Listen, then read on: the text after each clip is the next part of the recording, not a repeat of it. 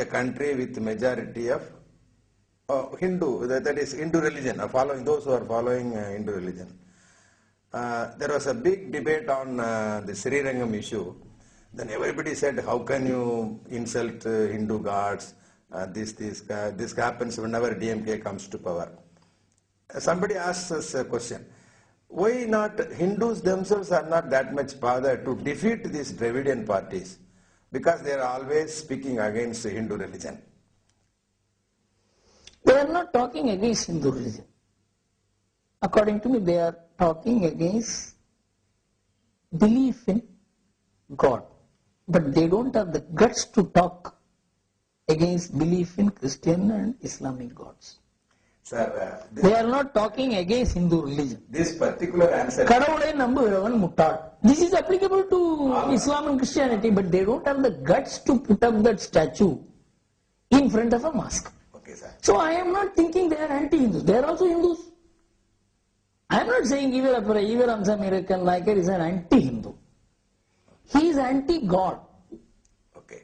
And in fact, he had spoken very firmly against Christian gods and Islamic gods also. Yes, I have read it. It is his successors who have no guts to talk about it. I will not deny Naik or his followers or even the DMK to talk against gods. Because it is there in the Indian tradition, it is there. Hindu tradition, it is there. But I will only say they are cowards because they cannot talk against Islamic and Christian gods. This question was raised, sir, in our debate. This Mr. Choramasamy said and this Elaganation said. When I interviewed Veeramani, we discussed about this. But I also know because I have heard them speaking on the platform. When you are against God, why are you not doing this against this Mohammedan religion as well as Christianity? Because you are afraid of them or you are worried about minority votes, whatever it is. The answer was, this is the religion where discrimination in Varnas, they insulted me. That this is an argument, sir. Suppose why the Harijans are converting themselves to Christianity or Muslim religion, it happened in Tengasi area. Of course, conversion by effort, money, that one side. But at least I will go to a religion where there is no discrimination of caste. This is what they said. As an ideologue, sir, you are the right person to answer this single point, sir. Sir, Sachar committee report talked about Muslims. 43% of the Muslims declare themselves as backward caste. What does that mean? That subject I know because I was backward class secretary. They are clever. They are very clever, sir. Whatever it is, they are willing to identify themselves with caste, which means there is discrimination in Islam also. That they want to get the fruits of reservation. That may be, but the fact remains they are willing to identify themselves as I am a lower caste. Sir, in the religion is it not there, sir? Sir, please understand one thing. In the religion, today Islam is more divided than any religion in the world. You mean by communities, sir? Absolutely. It is more divided than any other religion. Today, even today, in Uttar Pradesh, a Muslim who was a Harijan, a Muslim who is a barber, will not be allowed to touch. You mean after conversion? Absolutely. They were converted 200-300 years ago, not today. This is news to me. See, this discrimination is there in all societies. Are there not untouchables even in Japan? There is an untouchable caste in Japan.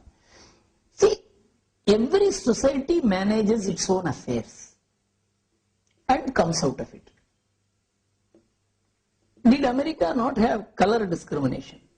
Did South Africa not have apartheid? They all come out of it. No, a correct analysis, but one question, sir, is there another religion which says, for example, sir, the criticism by DK people is, you take Bhagavad Gita, Lord Krishna himself says, I created 4 varnas, you don't know, they should follow the prescribed duties, one varna man cannot do another varna thing. These things. So they say, this is the only religion, I want to be enlightened on this. All other religions, whatever is state, according, now I understand, even after conversion, they don't accept as we think. But no religion speaks about classification of human being, that to gods themselves say, such is everything. Am I right or wrong, sir? It's absolutely wrong because the Jewish religion says the Jewish people are the special people of the world. They are the God's chosen people. All others are slaves. One. Islam and Christianity do not speak of differences because they want to convert. Conversion came at that time. From day one. Oh. Because they wanted to convert, they have to look at everybody equally. Okay. A religion which does not believe in conversion are tribal religions,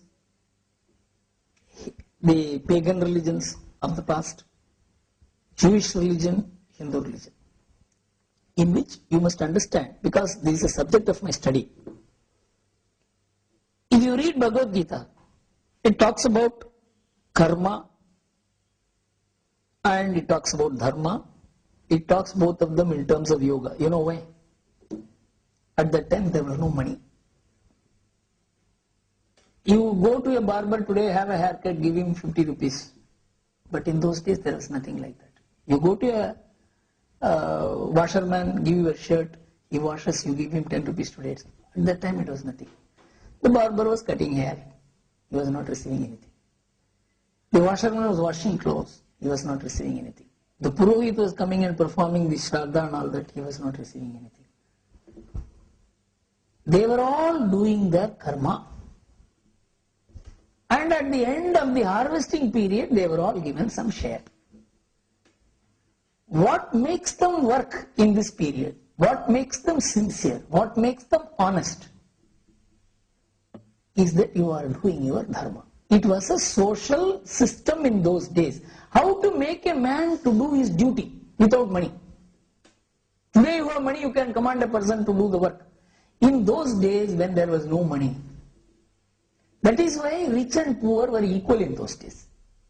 Everybody could command. A barber cannot refuse to cut the hair of a poor man because he doesn't receive any money from him. He receives money from the village panchayat allocation.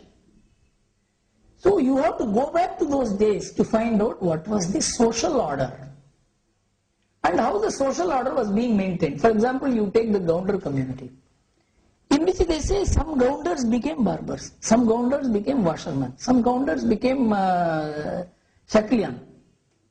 This is their tradition. And afterwards, according to their profession, they got divided. And the common idea of community was lost. The same in the case of Nadars. One of the Nadar elders, ancestors, was a barber. But today Nadars won't associate with the barber. It is because the profession carried the label. Today the profession has gone. Caste is carrying the label. Who is responsible for it?